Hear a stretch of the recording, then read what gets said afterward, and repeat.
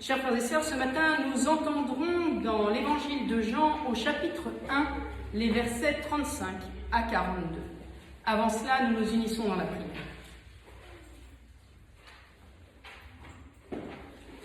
Seigneur, garde-nous de nous croire arrivés ou de nous croire possesseurs de ta vérité. Rends-nous disponibles pour une recherche toujours plus profonde de ton évangile.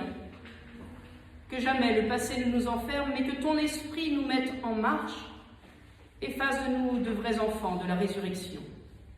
Amen. Évangile de Jean, chapitre 1, versets 35 à 42. Le lendemain, Jean était de nouveau là avec deux de ses disciples. Il regarda Jésus qui passait et dit « Voici l'agneau de Dieu ». Les deux disciples entendirent ces paroles et suivirent Jésus. Jésus se retourna, il vit qu'ils le suivaient et leur dit « Que cherchez-vous » Ils lui dirent « Rabbi », ce qui se traduit « Maître », où demeures-tu ? Il leur dit « Venez et vous verrez ». Ils vinrent et ils virent où il demeurait. Ils demeurèrent auprès de lui ce jour-là. C'était environ la 10e heure. André, frère de Simon-Pierre, était l'un des deux qui avait entendu Jean et qui avait suivi Jésus. Il trouve d'abord son propre frère, Simon, et lui dit « Nous avons trouvé le Messie », ce qui se traduit « le Christ ». Il le conduit vers Jésus. Jésus le regarda et dit « Toi, tu es Simon, fils de Jean, eh bien tu seras appelé Céphas », ce qui se traduit Pierre. Seigneur, ta parole est une lampe à nos pieds, une lumière sur nos sentiers. Ta parole est la vérité, sanctifie-nous par ta vérité. Amen.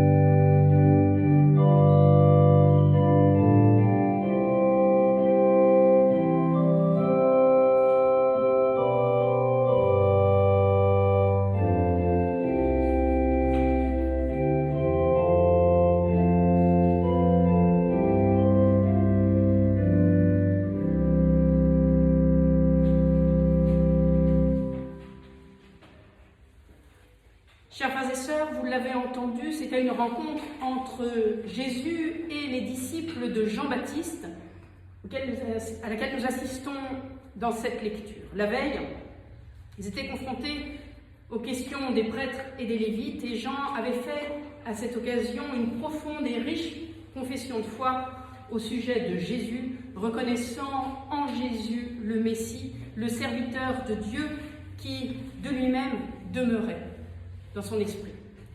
Mais cela, à ce moment-là, n'avait pas touché ni même bouleversé plus que cela ses interlocuteurs. Ils avaient reçu cette confession de foi de Jean-Baptiste plutôt comme une sorte d'information qui choque et qui dérange, qui les agacera même d'ailleurs tout au long du ministère de Jésus, jusqu'à ce qu'ils aient enfin réussi, ces Lévites, à le faire taire en l'éliminant par le châtiment de la croix. Le lendemain, Jean, en reprenant l'image libératrice de l'agneau pascal, symbole, vous savez, de la libération du peuple hébreu de l'esclavage égyptien, il redit sa foi. Il redit sa foi en Jésus, en qui il reconnaît l'agneau de Dieu, c'est-à-dire celui qui est véritablement la source de la libération, de la vie, d'une vie évidemment nouvelle, pour ceux qui croient en lui et qui se mettent en chemin à sa suite. Alors, deux disciples sont à ses côtés, ils sont les témoins de ces paroles, et lorsqu'ils entendent cette confession de foi, ils se mettent en mouvement, et vous l'avez entendu, ils suivent Jésus.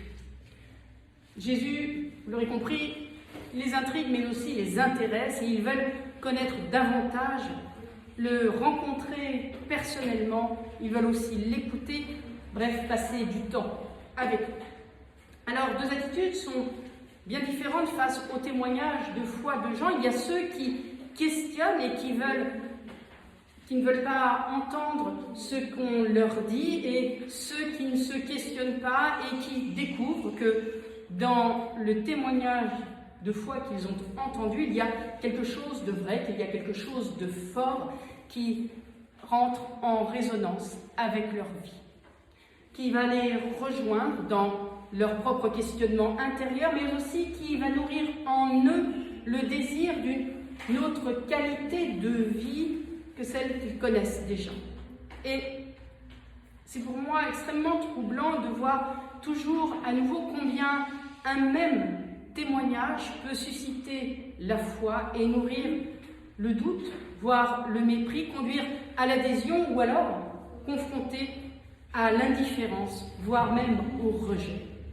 Alors l'expérience de Jean-Baptiste est souvent la nôtre, et ça nous conduit à la fois à la plus grande humilité, mais aussi dans le même temps à la plus grande persévérance.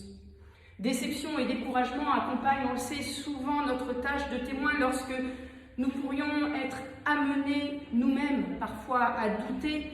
C'est là que, de façon assez inattendue, une petite minorité, alors sans qu'on s'y attende, se met en chemin en quête du Christ.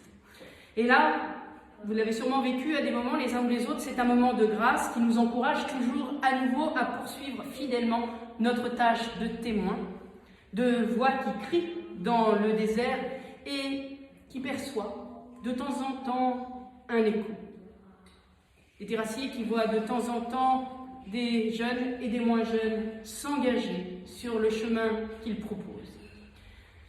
Ce qui a aussi, dans ce texte, retenu mon attention, c'est que Jean n'est rien d'autre qu'un précurseur, qu'un médiateur, un passeur, on pourrait dire, que les disciples quittent d'ailleurs rapidement, sans même dire un mot de salutation ou encore même un mot de remerciement à celui qui avait été leur maître, et cela simplement pour suivre Jésus. Alors Jean les a accompagnés dans leur quête du Messie, il les a guidés, il les a mis en chemin, il les a mis même sur le chemin, il les a orientés, il a orienté leur recherche, mais ensuite sa mission s'arrête. Il accepte, Jean-Baptiste, de s'effacer, de laisser partir, de lâcher prise pour que ses disciples puissent aller vers leur propre avenir, pour qu'ils puissent vraiment progresser dans la foi, dans la rencontre avec Jésus-Christ. Et c'est un enseignement pour chacun et pour chacune de nous dans notre rôle de parents, d'éducateurs, de témoins du message de l'Évangile. Nous sommes, on le sait, des médiateurs pour nos enfants, pour nos jeunes, pour nos proches, pour nos contemporains, de qui est le Christ. Notre témoignage de vie, notre témoignage aussi de foi ne se trouve pas toujours, on le sait, entendu, ne trouve pas toujours d'écho comme nous aimerions qu'il le trouve. Et nous devons accepter de n'être parfois que des passeurs, accepter de ne pas pouvoir tout maîtriser et surtout pas ce qu'on pourrait qualifier de l'intimité, les pensées et le cœur aussi de ceux que nous accompagnons sur le chemin de vie. Et nous devons accepter d'être pour eux non pas le chemin, la vérité et la vie, mais simplement des tremplins qui vont leur permettre d'aller plus loin dans leur vie personnelle et si possible vers celui qui est le chemin, la vérité et la vie. Alors les disciples, vous l'avez entendu, s'approchent de Jésus, mais à proprement parler, ils ne l'ont pas encore vraiment rencontré. Jésus les entend s'approcher, alors il se retourne, il les regarde, littéralement, on pourrait le dire autrement, il les contemple, il leur porte une attention toute particulière, les rejoint aussi dans leur quête et permet la relation en leur adressant lui-même la parole en premier. Que cherchez-vous, leur demande-t-il. C'est une question vitale pour ces deux hommes, mais c'est aussi une question vitale pour l'homme d'aujourd'hui. Invitation à faire la lumière sur le vrai désir, sur la vraie soif existentielle. C'est la question qu'il nous pose aussi ce matin. Que cherchez-vous, vous ici réunis ce matin pour ce temps de culte? Quelle est votre quête? De quoi avez-vous réellement besoin? Quelle est votre soif? Quel est votre désir? Alors ces questions, évidemment, ouvrent un espace de libre dialogue où chacun est invité à exprimer librement son propre désir, son désir profond, ce désir essentiel qui l'habite et qui l'a mis en mouvement vers Jésus. Que cherchez-vous? À la question du maître, les disciples répondent par une autre question, à première vue qui peut sembler maladroite: Rabbi, où demeures-tu? Mais elle dit quelque chose de bien plus profond, cette question. Dis-moi où tu habites, alors je saurai qui tu es. C'est bien le sens de la demande de ces deux disciples, savoir qui est réellement Jésus. Et cela va bien au-delà de l'humaine curiosité de visiter l'intérieur d'une maison. Quel est ton chez-toi existentiel? Où te ressources-tu? Où puisses-tu la force de ton existence? Où trouves-tu l'unité de ton être? Qui es-tu en vérité? Alors, avant même de lui accorder sa confiance, il est important de discerner, de comprendre d'où vient réellement cet homme. Où ta vie trouve-t-elle son fondement, leur demande-t-il, son assise? Es-tu celui qui peut répondre au désir profond de tout homme, à ses questions et ses besoins existentiels? Où demeures-tu? Jésus ne tue pas la question par une réponse qui serait une réponse toute faite. Il ne répond pas non plus en récitant le nom ou le numéro d'une rue, mais il répond par deux verbes. Venez et vous verrez. Deux verbes pour passer à l'action, deux verbes qui obligent au mouvement, qui vont obliger au changement. Venez.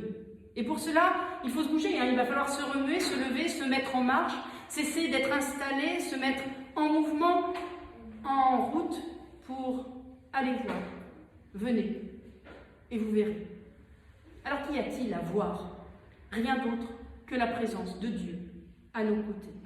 Un Dieu qui prend le temps, qui prend du temps pour nous. Un Dieu qui se met en quête de nos désirs les plus profonds. Nous imaginons quelquefois trouver Dieu dans le silence feutré d'une église, dans la stricte obéissance à ses commandements, ou même dans nos prières, et puis voilà que Dieu. C'est cet autre qui passe à côté de nous, qui nous invite à nous remettre en marche, à aller retrouver, à aller vers la vie. Cet autre qui nous invite à la confiance et à l'espérance, mais aussi à l'écoute et au vrai dialogue. Cet autre qui nous fait sortir de nos sentiers battus, de nos credos qui seraient figés, pour nous faire découvrir le souffle de liberté que donne son esprit. Cet autre aussi qui nous invite à entrer dans une réelle communion d'amour, de vie avec Dieu. Dieu est présence. Il est cet autre qui nous rejoint sur nos chemins de questionnement, sur nos chemins de doute, sur nos chemins de certitude ou encore d'espérance, sur nos chemins de lutte, mais surtout sur nos chemins de vie. Et cet autre est celui qui pose aussi son regard de tendresse sur nous et qui nous invite à le suivre avec confiance pour aller plus loin. Dieu est vie et la vie ne s'arrête pas et elle ne reste sûrement pas en place. Venez. Mettez-vous en route, suivez et osez des chemins nouveaux, osez la confiance, osez l'espérance, osez l'amour, osez simplement la vie. Alors, vous verrez Dieu, venez et vous verrez. Les disciples ont suivi Jésus et ont passé du temps en sa présence, mais le mouvement ne s'arrête pas là. Après ce temps d'intimité, ce temps de partage avec le Christ, André repart vers son frère Simon pour partager avec lui ce qu'il a découvert, pour l'inviter à se mettre lui-même en route à son tour sur le chemin vers le Christ. Alors nous avons trouvé le Messie, lui dit-il, c'est-à-dire celui qui nous libère, celui qui nous permet de marcher vers la vie, cette vie qui ne peut être entravée. La joie immense d'avoir trouvé le Messie se propage alors comme un feu de paille, et de disciples en évangélisateurs cette bonne nouvelle est parvenue année après année, siècle après siècle, jusqu'à nous. Grâce à tous ces hommes, à toutes ces femmes dont le regard a croisé un jour celui du Christ et qui ont été totalement renouvelés dans leur vie. Tous ces seconds rôles, on pourrait dire, venus après Jean-Baptiste, après André, après tant d'autres d'anonymes, qui ont tenu la place qui leur était demandée siècle après siècle, année après année, jour après jour, et qui ont témoigné du fait d'avoir été vus et accueillis par le Christ, qui ont essayé aussi de traduire en paroles et en actes ce qu'ils ont compris de ce message évangélique. Et aujourd'hui, eh bien, c'est à nous. C'est à nous d'emboîter le pas pour témoigner par nos paroles, mais aussi par nos actes, par l'attention bienveillante que nous portons aux autres, de l'amour de Dieu que le Christ nous a fait connaître. Cela nous fait-il peur? Nous sentons-nous trop petits? Ne nous sentons-nous pas à la hauteur? Alors laissez-moi vous faire découvrir la singularité du texte. Le texte passe sous silence, vous l'avez entendu, peut-être le nom du deuxième disciple qui accompagnait André. Et cela est extrêmement précieux. Il nous permet de nous reconnaître en lui et d'accueillir pour nous aujourd'hui ce regard de tendresse et ce regard d'encouragement que le Christ pose sur ceux qui choisissent de mettre leur pas dans les siens pour aller à la rencontre des hommes et des femmes, pour les inviter à la confiance, à l'amour et à l'espérance, autrement dit, pour les inviter à la vie. Amen.